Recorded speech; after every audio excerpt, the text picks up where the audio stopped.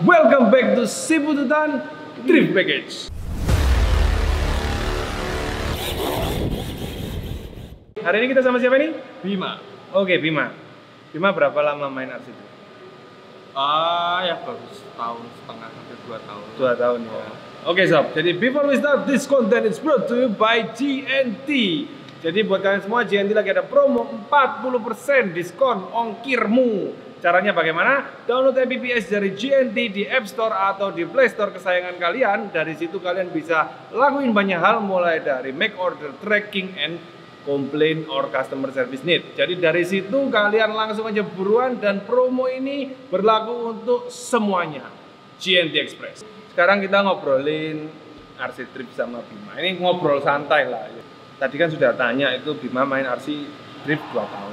Ya, menurutmu RC Drift itu susah atau gampang? Susah-susah gampang sih, tergantung niat lah ya. Kamu ini lama-lama kayak Gibran gitu. Waduh, kayak sang kalah dong. Oh iya, mirip-mirip lah ya. Jadi 2 tahun. Nah, suka dukanya apa ini? Suka dukanya perlu intens buat belajarnya aja sih. Karena kalau misal nggak teratur biasanya nggak lama udah lupa lagi, harus belajar dari awal lagi. Muscle memory gitu maksudnya. Ya, betul, muscle memory. Jadi ya itu tadi sob, drift itu ya niat ya penting, duit ya penting, tapi takdir itu memang ada ya. Jadi nggak semua orang bisa, betul. Tapi buat orang yang berkeyakinan teguh itu bisa gitu ya. Jadi ya kuat-kuatan aja gitu. Ada yang mungkin baru 2 tahun itu termasuk cepat loh. Ya. Secara normal itu cepat ya. Jadi buat kamu semua sob, belajar ngedrift itu nggak seminggu, 2 minggu ya, nggak 2 bulan bisa, nggak ada. Ya itu hitungannya tahun. Jadi untuk sampai dari titik 0 sampai ke yang Bima lakuin sekarang, Bima sudah sempat jadi Drift King, itu butuh 2 tahun pengorbanan, dan itu masih struggle ya? Masih struggle. Kalau kita lihat senior-senior angkatan saya seperti Lubis ya itu sudah nggak struggle, tapi ya mungkin sudah main ya 10 tahun ya, kurang lebih ya, seperti itu. Jadi bayangin itu proses yang panjang. Oke, tadi kita sudah ngelihat beberapa mobil ya. Sekarang saya mau tanya ke Bima, karakter drivingmu itu sebenarnya gimana sih? Aku suka yang flicking apa ya, jadi banting-bantingan. Nggak terlalu suka yang mobil smooth, terlalu dibawa smooth. Aku nggak terlalu suka. Ya, jadi flick itu ada yang bilang switch spec. Betul. Kalau kalian itu gimana ya? Banding kanan, banding kiri, mumpet-mumpet gitulah ya, maksudnya gitu. Itu simpelnya. Jadi karakter pembawaan dari Bima itu adalah agresif. Agresif itu sangat diuntungkan ketika jadi chaser. Betul. Karena sebenarnya orang yang bisa main agresif, dia itu juga bisa main rapi. Cuman rapinya ya beda dengan orang yang main smooth. Kalau orang yang main smooth, dia melakukan clipping atau pemilihan racing line itu rapi, tapi throttle-nya jerit. Betul. Nah, kalau orang agresif, dia nggak bisa smooth, dia nggak bisa istilahnya itu ngedrift panjang smooth dengan throttle yang besar, itu nggak bisa. Dia itu bisanya blare gitu. Nah, itu kembali lagi ke selera, nggak ada yang benar, nggak ada yang salah. Do the best saja, mau jadi leader atau jadi chaser itu sama sekali nggak ada masalah. Memang diuntungkan jadi chaser ya, tapi sebaliknya juga struggling jadi leader. Kalau kita main smooth, ya kita enak jadi leader, tenang gitu. Tapi ketika jadi chaser ya kita agak effort untuk ya harus ada yang dikalahkan lah. Seperti mengunci angle lebih kecil ya. Seperti itulah topiknya. Jadi itu seninya, pertarungan battle dari drift itu di situ. Nggak ada kamu, nggak ada saya, nggak ada dia lebih hebat, nggak ada. Yang ada cuman siapa yang lebih beruntung dapat settingannya. Itu beruntung adalah nomor 1. Beruntung itu nomor 1 gitu.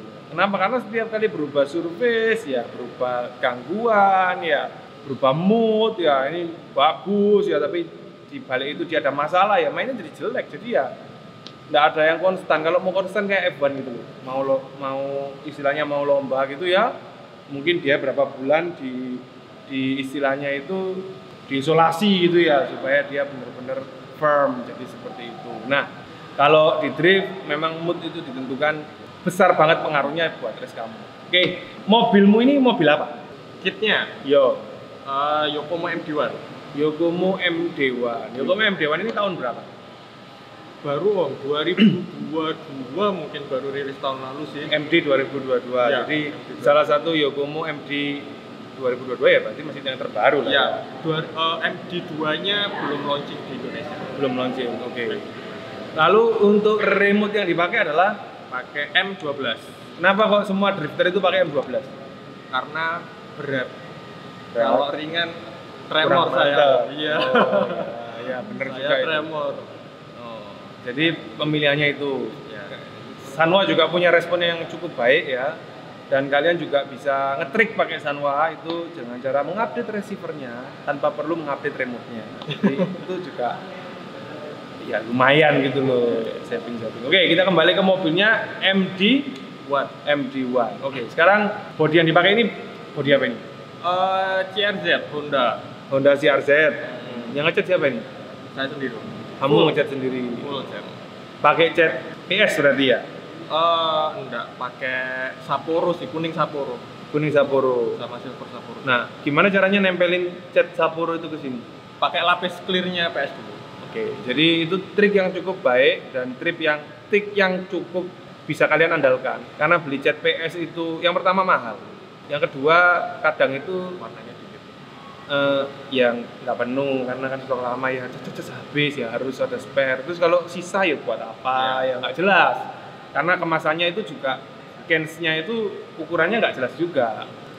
Itu duka yang pertama, mahal dan nggak jelas. Yang kedua kalau bagus ya tentu saja bagus, jadi itu bukan duka. Duka yang kedua adalah pemilihan warnanya terbatas. Betul. Bagaimana caranya supaya cat pilok biasa bisa nempel di bodi ini? Itu dengan mengaplikasikan clear PS. Jadi clear PS itu adalah clear merek Tamiya, kodenya PS. Di clear bening itu, setelah itu bening selesai kering, kalian hajar cat apa aja dia nempel. Jadi itu salah satu trik yang cukup bisa memberikan variasi warna ya di dunia pengecatan bodi ini. Cara bukanya gimana nih?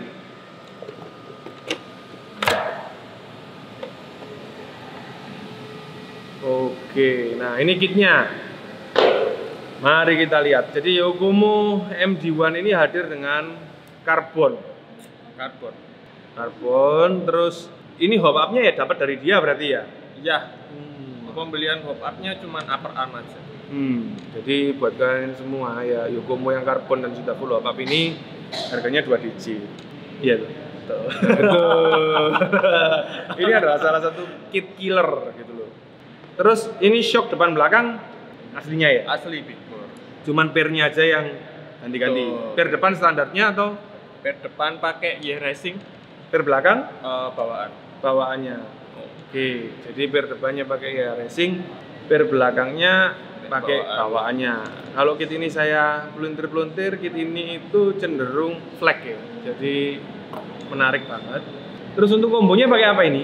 Combo pakai RPX 2 yang drift spec. RPX 2 drift spec. Kenapa kok milih combo ini? Karena pengalaman pakai Yokomo dan langsung jatuh cinta sih. Jadi langsung mau cari yang Yokomo. Ya, jadi jatuh cinta itu bagaimana? Maksudnya itu adalah sense of throttling-nya ya. Jadi kepadatan throttling, terus ya punch-nya itu berapa-berapanya itu ya memang jadi pilihan khusus ya, jadi preference buat sebagian orang sehingga dia itu memilih suatu brand itu. Karena feeling sih, jadi nggak ada spek tertentu yang ya human interface-nya dapet ya, jadi itu nggak salah. Terus untuk dinamo pakai apa ini?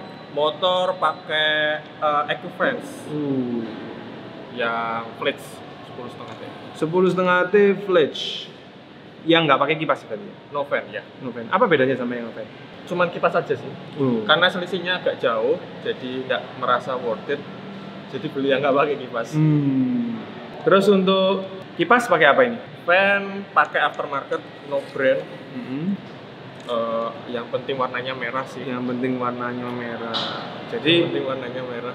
anak drift itu agak sedikit sensi ya sama Warna. bagi mereka ini underwear gitu loh ya kalau cewek ya. Jadi ya harus matching, terus harus ya senada lah, intinya begitu. Nah, untuk Giro di mana Giro? Gyro ada di bawah fan. Giro di bawah fan. Iya, nempel sama Oke. Pakai apa gironya? Gyro V4 Yokomo V4. Yokomo V4. Terus, ini servo pakai apa ini servo? Servo OMG. Kenapa kok pakai servo OMG? Karena kenceng torsinya besar. Jadi Besar. kalau mau dipelanin bisa, mau dikencengin bisa. Oh, jadi ini adalah servo low profile ya, non waterproof, dan servo ini programmable. Ya. Dimana servo ini bisa kalian tancepin di komputer ya untuk kalian program. Nah, menariknya OMG ini hadir dengan kualitas yang cukup oke dengan harganya ya, tidak terlalu mahal, dan untuk program flash disknya itu disebut program CAD itu harganya terjangkau banget, dan itu sebenarnya kalau teman-temannya banyak ya bisa pinjam-pinjaman sih ya. Nah, seperti itu. Jadi servo ini adalah servo yang highly recommended buat kamu yang cari simple, cari isi budget, tapi juga tentu saja performanya nggak main-main. Lanjut, diferensial. Ini pakai diferensial apa? Bawaan Yokomo. Bawaan Yokomo. MG1, oli 5000. Oli 5.000. Cuman nggak penuh. Cuman nggak penuh. Jadi tidak terlalu Dikit. ngelok. Iya, betul. Iya. Betul, tidak terlalu. Nah, hal itu tentu saja apa yang terjadi kalau olinya dikentelin, digigitin, berarti mobilnya tambah reaction, mobilnya tambah aktif, tambah agresif ya. Jadi mungkin disesuaikan sama karakter. Jadi kalau menurut penerawangan saya ya, karena tremornya itu masih ada ya, daripada bapak belur ya toh, egonya diturunin sedikit gitu ya. Ya intinya mobil drift itu adalah mobil yang disesuaikan dengan gaya menyetirmu sampai kamu bisa perfect, tidak sehati-hati banget gitulah ya. Jadi controllingnya tentu saja lebih gampang. Dengan gaya menyetirmu agresif, ya dengan uang yang kamu sudah keluarin nggak usah kamu lihat. Rate 1 of the 10. Mobil ini puas atau enggak kamu pakainya? Rate 1 of the 10. 8 lah ya. 8. Oke. Apa yang membuatmu tidak puas? Nggak kenceng. Mobilnya nggak laju. Jadi mungkin dibanding dengan teman-teman yang lain itu untuk attacking itu masih butuh effort, mungkin colong lain lah atau apa. Oke. Jadi untuk kencengnya masih kurang sih. Oke. Dengan part elektrik dewamu ini, kalau kamu bilang kurang kenceng, apa yang mau kamu lakukan ke depannya? Yang pertama sih belajar throttling ya, karena kalau lihat teman-teman yang kenceng tuh memang sepertinya kuncinya ada di jari. Lalu mau cari lagi masalah diferensial. Ya, mau cari Rhino. Ya, Unos 10.000. Rhino 10.000. Unos itu sangat menggoda ya. Cuman harganya membantai loh. Itu ngomongin diferensial. Nah, dari segi ini tentu saja ini kan sudah ada kombinasi yang pas ya. Jadi mobilnya itu lebih ke arah flag. Mobil yang flag itu sangat cocok dipakai dengan gaya menyetir itu yang seharusnya smooth ya. Bukan agresif ya harusnya. Kenapa kok kamu nekat milih? Karena dari kit yang sebelumnya sudah pakai gaya yang agresif. Karena dulunya pakai kit Sakura yang rigid dan sudah nyaman dengan cara berkendara agresif. Jadi sampai ganti kit cara berkendaranya masih. Oh, berarti OTW ganti cara berkendara ini? Ya tergantung sama kebutuhan sih ya. Intinya. Berarti memang sengaja mau merubah supaya nanti ketika jadi leader jadi lebih enak gitu ya.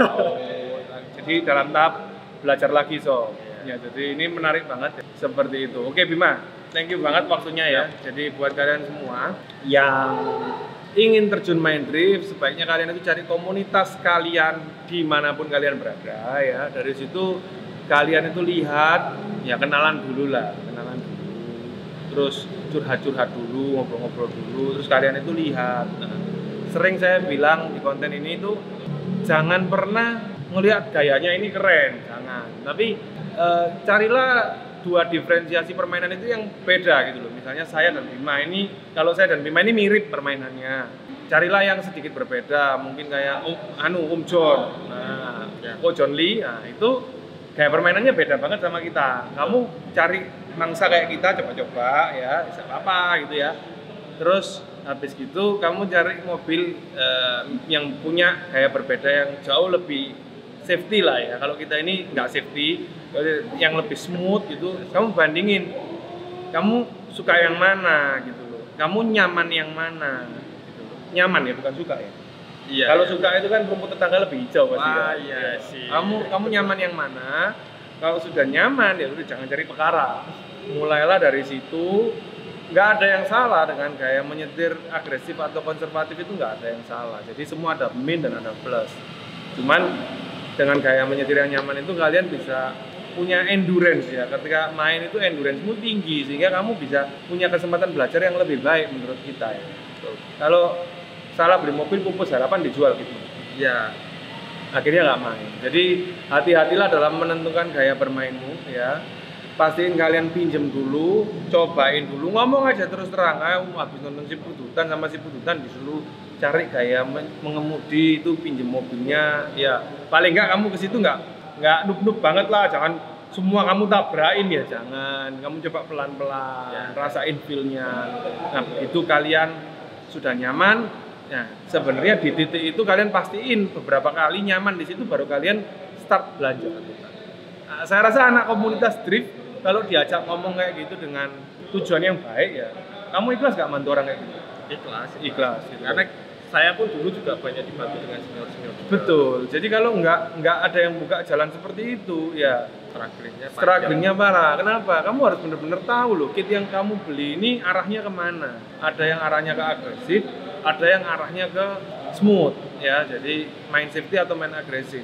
Jangan sampai itu yang tadi kita bahas di beberapa waktu lalu itu kejadian di mana kit ini harus jadi stiff karena kamu bermainnya safety atau smooth. Ya effortnya banyak, ganti scope, ganti per, ganti apa aja, timbal segala macam, panggili semua teman-temannya. Dari situ itu nggak enjoy building dan nggak sesuai dengan kiblat mobilmu. Akhirnya ya nggak maksimal untuk semuanya, betul ya. Betul.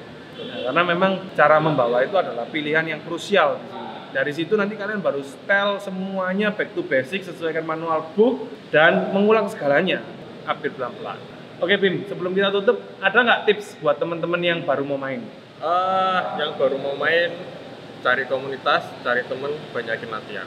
Jadi seperti itu. Oke sob, jadi buat kalian yang udah nonton, thank you banget. Pastiin kalian subscribe, nyalain lonceng biar gak ketinggalan update-nya, and leave a comment for everything you want to ask. Dari Surabaya RC Drift, sampai ketemu lagi and bye.